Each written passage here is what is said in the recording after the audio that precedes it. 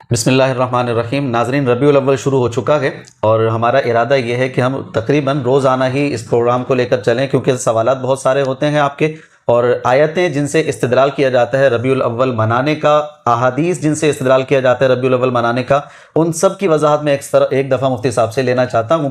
آپ کے بھی سوالات اس پر آتے رہتے ہیں، تو انشاءاللہ ہم ارادہ کر رہے ہیں، کنفرم نہیں ہے کہ ہم ان کو انشاءاللہ کنٹینیو کریں گے. تقریباً 12 ربیع الاول تک یہ سب کام ہم کریں گے. اعلان سماعت فرما لیجیے، انشاءاللہ بہت جلد اور ایک اور آن لائن کلاس اسٹارٹ ہونے جا رہی ہے، جس میں مفتی صاحب بڑے بہترین طریقے سے قرآن فہمی کے اصول استدلال سکھا رہے ہیں، اور بہت اچھے طریقے سے، شاندار طریقے سے یہ کورسز چل رہے ہیں. اگر آپ مفتی صاحب سے پڑھنے کے متمنی ہیں، آپ کی اسکرین پر نمبر آ رہا ہے، آپ اپنا ایڈمیشن کنفرم کروا سکتے ہیں. اچھا سر، ربیع الاول اب چل رہا ہے اور مختلف سوالات میرے بھی ہیں، عوام کے بھی ہیں، تو میں چاہتا ہوں کہ اس میں ہم بھی تفصیل کریں، اور اگر آپ زیادہ ٹائم دے دیں تو ہم زیادہ ریکارڈنگ کر لیں، تاکہ زیادہ باتیں ہماری طرف سے چلی جائیں. جو غلط فہمیاں پھیلی ہوئی ہیں، غلط استدلال کیے جا رہے ہیں، ان کو ہم درست آپ سے اس پر رائے لینا چاہتے ہیں. سب سے پہلے یہ کہ سر، جب ہم کتابوں کا مطالعہ کرتے ہیں تو وہاں پر ہمیں دونوں موقف پائے جاتے ہیں. ربیع الاول منانا بدعت سیئہ، ربیع الاول منانا بدعت حسنہ، یہ دونوں موقف ملتے ہیں. حاضر میں بھی جتنے علماء کرام ہیں ان میں بھی دو موقف ملتے ہیں. بعض تو بالکل انکار کر دیتے ہیں، بعض بڑی شد و مد کے ساتھ اس میں بدعت حسنہ اس طریقے سے شامل کرتے ہیں کہ سبھی کو شامل ہو جاتا ہے اس کے اندر. بالفرض ہم مثال لیتے ہیں شیخ ابن تیمیہ صاحب کی، ان کی طرف جو ہے نا وہ تحریر جاتی ہے، نسبت جاتی ہے. وہ یہ کہتے ہیں کہ جناب اگر کوئی اپنے اجتہاد سے یہ کام کرتا ہے تو اللہ تعالیٰ اس کو ثواب بھی عطا فرمائیں گے، لیکن یہ کام بدعت ہے، منع ہے، اور وہ بدعت کی طرف ڈائریکٹ چلے جاتے ہیں. اب یہ دو موقف ان کے ایک ہی تحریر میں سامنے آ جاتے ہیں. اچھا، انجینئر صاحب بھی اور دیگر بھی غالباً وہ اس طرف چلے گئے، جناب یہ ابن تیمیہ منافقت کر رہا ہے، ایک طرف وہ کہہ رہا ہے کہ بدعت ہے اور ایک طرف کہہ رہا ہے کہ ثواب ہے. اس میں آپ کو بڑی وضاحت چاہیے کہ یہ دو موقف ہمیں کیوں ملتے ہیں، اور ابن تیمیہ صاحب نے یہ ڈبل باتیں کیوں کر دی ہیں. ابن تیمیہ صاحب نے جو بات کی ہے نہایت معقول بات کی ہے، اور اتنی وزنی بات کی ہے کہ سمجھداروں کے لیے، اور جو استدلالات پر ماہر ہوتے ہیں، قرآن فہمی ان کو پتہ ہے کہ کس طریقہ کار سے مسائل کو اخذ کیا جاتا ہے، مستنبط کیا جاتا ہے، وہ اس جملے کو بہترین سمجھے گا. اچھا، ذہن میں رکھیے گا، ہر وہ کام جو حادث ہو، جو نیا ہے کام، اور اس کام کے حوالے سے جب کبھی علماء کرام میں دو موقع بن جاتے ہیں کہ یار یہ کام ہے مصلحت مرسلہ کے زمرے میں، بدعت حسنہ جسے کہتے ہیں، یا بدعت سیئہ، وہ مسئلہ اجتہادی ہوتا ہے. اچھا، اسے اجتہادی مسائل کہا جاتا ہے. صحیح. اگر تو اس مسئلے کے پیچھے جائیں تو معقول استدلال موجود ہو، معقول استدلال موجود ہو، صحیح. تو اس کو خالصتاً اجتہادی مسئلہ رہنے دیا جاتا ہے. وہاں پر پھر آپ ترجیح دیں گے، ذاتی حیثیت کے اندر میں ترجیح دوں گا کہ میرے نزدیک یہ والا موقف قرآن سنت کے زیادہ مطابق ہے، اس پر میں عمل کروں گا. لیکن جو دوسرے بھائی ہیں اس کام میں ملوث ہوں گے، میں ان کو دلائل میں کنونس کرنے کی ضرور کوشش کروں گا.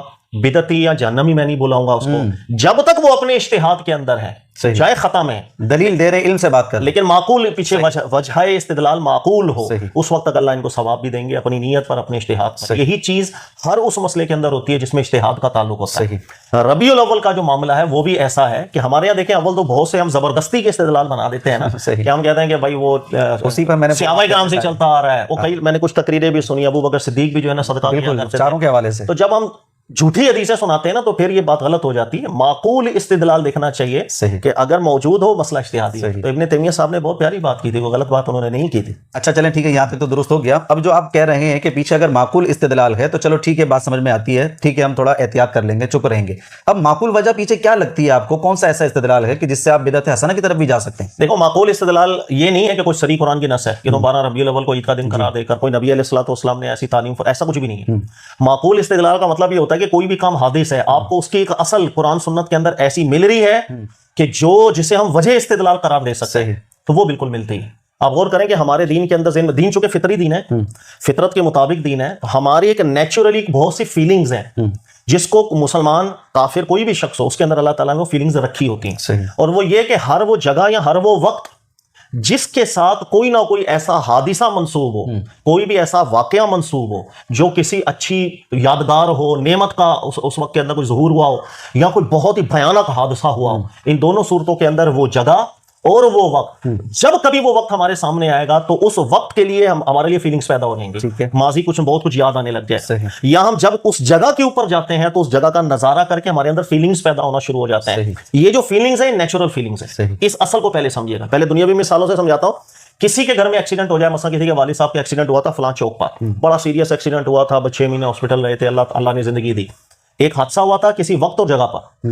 آپ زندگی میں جب کبھی دوبارہ اسی جگہ پر جائیں گے اور اسی جگہ کو جب آپ دیکھیں گے تو کیا یاد آئے گا آپ کو؟ بالکل وہی آپ کو فیلنگز چینج ہو جائیں گے آپ کی، وہ جگہ دیکھ کر کے آپ کو ماضی کے دکھ یاد ہوں گے، غمگین ہو جائیں گے آپ، اللہ کا شکر ادا کریں گے اللہ نے اس مشکل وقت سے ہمیں نکال دیا، یار یہاں پر حادثہ ہوا تھا ہمارے والد صاحب۔ اسی طریقہ کار سے آپ کسی ایسی جگہ پر چلے جائیں کہ جہاں آپ کو یاد نہ ہو لیکن آپ کی والدہ نے بتایا ہو کہ بیٹا یہ وہ کمرہ ہے جہاں پر تیرا بچپن گزرا تھا، ادھر تو دودھ پیتا تھا، جیسی اس جگہ کو آپ دیکھیں گے آپ کی فیلنگز آئیں گی، آپ کو فیلنگز آنا شروع ہو جائیں۔ تو جگہ اور زمانہ ایسی چیز ہے کہ اس کے ساتھ تعلق انسان کی فیلنگز کو بدل دیتا ہے۔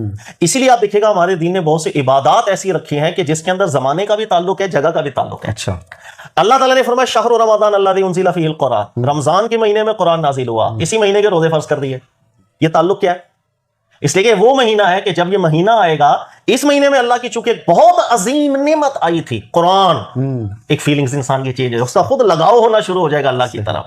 اسی طریقہ کر سے آپ دیکھیں کہ آخری کی راتوں میں عبادت مشروع کر دی، وجہ اس لیے کہ اللہ نے ارشاد فرمایا انا انزلناہ فی لیلۃ القدر، کہ لیلۃ القدر کے اندر قرآن پاک کو نازل کیا گیا تھا، لہذا دوبارہ سے انسان کی وہ فیلنگز آ جاتی ہیں۔ اب اسی طرح حج کو ذرا دیکھیں، حج کیا ہے؟ اللہ تعالیٰ نے ذکر فرمایا کہ اذن فی الناس بالحج، کہ آپ لوگوں کے اندر حج کا اعلان کر دے، یاتوک رجالا، دنیا دور دراز سے لوگ آپ کے پاس آئیں گے کہ سر وہاں پر آیات بینات مقام ابراہیم، وہ حضرت ابراہیم علیہ السلام کی جگہ ہے، وہاں پہ بہت سی نشانیاں ہیں، تاریخی نشانیاں ہیں، واضح و نصیحت کے لیے وہاں مواقع بہت زیادہ ہیں، پوری ملت ابراہیمی اس جگہ کے اوپر ہمیں یاد آتی ہے۔ جیسے ہی ہم وہاں جاتے ہیں کعبے پہ نظر پڑتی ہے، فیلنگز آتی ہیں، اس جگہ کو دیکھتے ہیں جہاں رسول اللہ صلی اللہ علیہ وسلم نے مبارک زندگی گزاری، مبارک انبیاء نے گزاری، فیلنگز آئیں گی۔ تو سر یہ جو چیز ہے نیچرل، سر یہ وہ چیز ہے جس کی قرآن ایک اصل دیتا ہے۔ اچھا، عبادتوں کے اندر بھی اس کی اصل دیتا ہے، حج کے اندر، روزے کے اندر، دیگر معاملات کے اندر۔ اسی طرح آپ دیکھیں رسول اللہ صلی اللہ علیہ وآلہ وسلم ایک دفعہ صحابہ کے ساتھ تشریف لے جا رہے تھے، رستے میں ایک بستی آئی، اور وہ بستی ایسی قوم کی تھی جس پر اللہ کی طرف سے عذاب آیا تھا۔ اللہ نے بھی قرآن میں بارہا فرمایا فانظر کیف کان، سیروا فی الارض، جاؤ زمین میں ان بستیوں کو جا کر کے نظارہ کرو جہاں اللہ کے عذابات آئے۔ انسان کو عبرت ہوتی ہے نہیں؟ جب اس بستی سے گزر ہوا، اللہ کے رسول صلی اللہ علیہ وسلم ایک کیفیت طاری ہو گئی تھی نبی علیہ السلام، صحابہ کو بھی نبی علیہ السلام نے فرمایا تھا کہ اس جگہ پہ اس کیفیت کو رکھنا جہاں اللہ کا عذاب آیا تھا۔ اور ویسے بھی ہم بھی آج ایسی کوئی جگہ دیکھیں جہاں اللہ کا عذاب آیا تھا، دیکھ کے ہی فیلنگز ہوں گی۔ تو سر زمانہ اور مکان ایسی چیز ہوتی ہے کہ جو انسان کے دل کی حالت کو بدلنا شروع کرتے ہیں، یہ ایک فطری تقاضا ہے۔ صحیح، اس فطری تقاضے کو ہمارے دین نے ملحوظ رکھا عبادتوں کے اندر بھی۔